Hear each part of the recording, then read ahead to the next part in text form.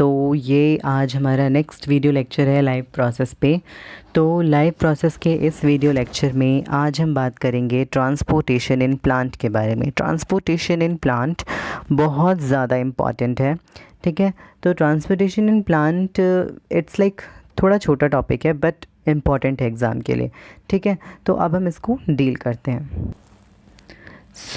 Transportation in plant में अगर आप ध्यान से देखें तो ये क्या बताने की कोशिश कर रहा है कि ट्रांसपोर्टेशन प्लांट पहले समझो होता क्या है। सिंपल, ट्रांसपोर्टेशन मतलब चीज़ों को एक जगह से दूसरी जगह लेकर जाना, ठीक है। ट्रांसलोकेशन भी कहा जाता है इसको, एक पर्टिकुलर जगह से दूसरी जगह लेकर जाना, ठीक है। अब यहाँ पर जाइलम और फ्लोएम में खून, मतलब हमारे प्लांट में खून तो होता नहीं, किस चीज़ का ट्रांसपोर्टेशन होगा? पहली चीज़ खाने का, दूसरा चीज़ पानी का। खाना पानी ही है जिसका ट्रांसपोर्टेशन होता है इनमें, तो और बाकी चीज़ों का नहीं होता। यानी एक जगह से दूसरी जगह कोई अगर चीज़ जाती है तो वो कौन सी चीज़ जाती है? कोई दूसरी चीज़ नहीं जाती है, वो सिर्फ खाना और पानी। और पानी को कौन ले जाता है? जाइलम।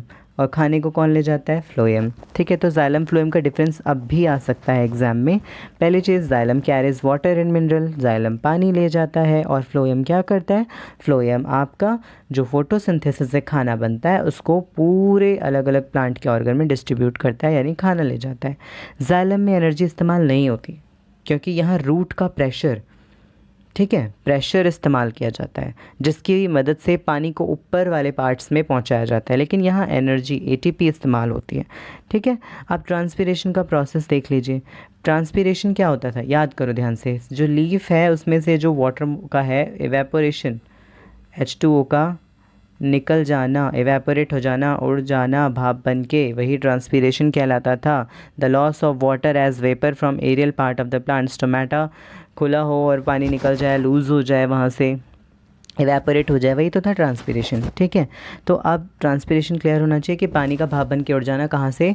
प्लांट के उन हिस्सों से जहाँ पे बेसिकली एयर एक्सचेंज होता है, या स्टोमेटा वाले हिस्से से, या प्लांट की लीफ से, या प्लांट्स के ऑर्गन से पानी का उड़ जाना, एवेपोरेट हो जाना ही ट्रांसपीरेशन है, यानी उनका भाप बन के निकल जाना ट्रांसपीरेशन कहलाता है, ठीक है। सो नेक्स्ट थिंग इज़ कि why this transpiration is necessary, क्यों ट्रांसपीरेशन किया जाता है? दूसरा क्वेश्चन आ सकता है, फंक्शन क्या होता है भाई ट्रांसपीरेशन का, क्यों करना है? तो ये क्या करता है, देखो, अगर लीफ से, लीफ वाले प्लांट के ऊपर वाले पोर्शन से, जस्ट इमेजिन कि अगर प्लांट के ऊपर वाले पोर्शन से आपका पानी, just imagine this as your plant, अगर यहाँ इस पोर्शन में पानी की कमी होगी और इस पोर्शन में पानी होगा तो चीज़ें यहाँ से यहाँ ट्रैवल कर पाएंगी। तो ट्रांसपीरेशन का फ़ायदा समझ रहे हो कि यहाँ से पानी एवेपोरेट कर दो ताकि यहाँ कमी हो जाए, और नीचे से फिर इसी प्रेशर क्रिएट हो, प्रेशर की वजह से पानी ऊपर आ जाए। याद करो क्या होता था, पानी का मूवमेंट है किसी भी चीज़ का मूवमेंट, हाई कंसनट्रेशन से लो कंसनट्रेशन की तरफ, तो वही हो रहा है यहाँ पे, ठीक है। तो यहाँ देखो, एब्जॉर्प्शन करवाना पहली चीज़। दूसरा, upward movement of water and mineral by creating pull, यानी एक तरीके का क्या करवा दिया उसने, एक तरीके का नेगेटिव प्रेशर जनरेट कर दिया, ठीक है। एक तरीके का नेगेटिव प्रेशर जनरेट कर दिया जिससे यहाँ से पानी इधर जाएगा, ये जड़ें मान लो अगर, ठीक है, क्लियर।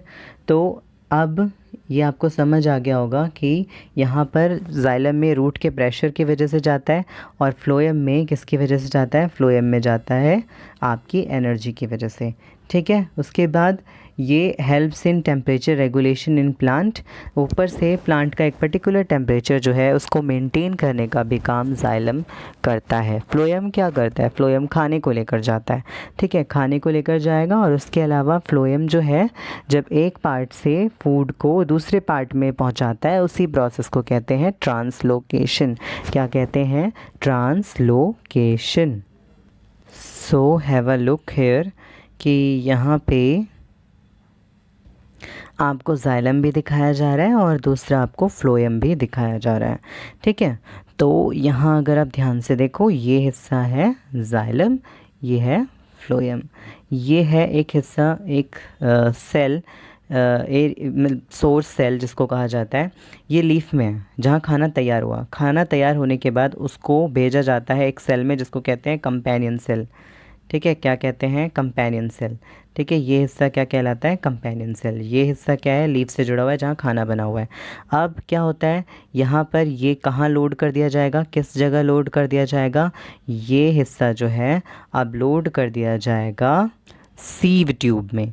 अब ये जैसे ही सीव ट्यूब में जाएगा, इस ट्यूब में, ये वाली ट्यूब में, तो इसका ट्रांसपोर्टेशन शुरू हो जाएगा। ठीक है, क्लियर हुआ। तो ये है कंपेनियन सेल जो इससे सोर्स सेल से खाना ले रहा है और डाल रहा है किस में, इस सीव ट्यूब में। सीव ट्यूब क्यों कहते हैं, यहाँ आपको देखो छोटे छोटे सीव्स नज़र आ रहे होंगे, सीव प्लेट, सीव छन्नी जैसे, इसलिए इसको सीव ट्यूब कहते हैं। लेकिन यहाँ देखो, यहाँ पर एक डिफरेंस है बच्चे, ध्यान से, कि जाइलम में इट इज़ यूनिडायरेक्शनल, पानी हमेशा ऊपर जाता है, लेकिन फ्लोएम में खाना दोनों तरफ जा रहा है, ऊपर भी जाएगा नीचे भी, तो इट इज़ बाय डायरेक्शनल। ठीक है, यहाँ देखो रूट सेल है, रूट तक जा रहा है। ठीक है, लेकिन यहाँ जाइलम में क्या हुआ, रूट से पानी लिया ऊपर भेज दिया। फ्लोएम में क्या हुआ, फ्लोएम में ऐसा कुछ नहीं है। फ्लोएम में लीफ ने खाना बनाया, उसको सीव ट्यूब में डाला, अब वो देखो रूट में भी जाएगा और ऊपर वाले हिस्से में भी जाएगा। ठीक है, clear? So this is all about your transportation in plant. And the next topic of our video which we are going to include is excretion in plant. Excretion in plant is simply कि plant अपने जो waste product है, उत्सर्जन पौधों में, या plant जो अपने वेस्ट प्रोडक्ट है उसको कैसे निकालता है, विषैले पदार्थों को अपने शरीर से कैसे निकालता है। ठीक है, तो अब हमें जो समझना है वो ये है कि प्लांट पहला तो स्टोमेटा का इस्तेमाल करता है, जिसमें वो गैस का एक्सचेंज कर लेता है। ठीक है, पहला वो क्या करता है, स्टोमेटा का इस्तेमाल करता है, यानी रंध्र। ठीक है, रंध्र, हिंदी में इसको क्या कहते हैं, रंध्र। तो रंध्र का इस्तेमाल करता है, जिससे वो क्या करता है, ऑक्सीजन एंड CO2 का एक्सचेंज। ठीक है, दूसरा, जो उसके शरीर में ज़्यादा पानी बनता था उसको वो भाप बना के उड़ा देता था, ट्रांसपीरेशन।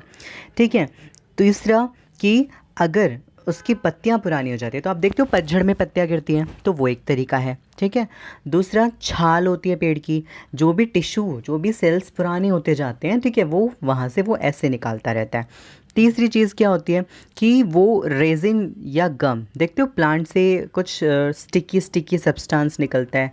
ठीक है, गम जैसा सब्सटेंस निकलता है, तो ये केमिकल की फॉर्म में भी वो निकाल सकता है।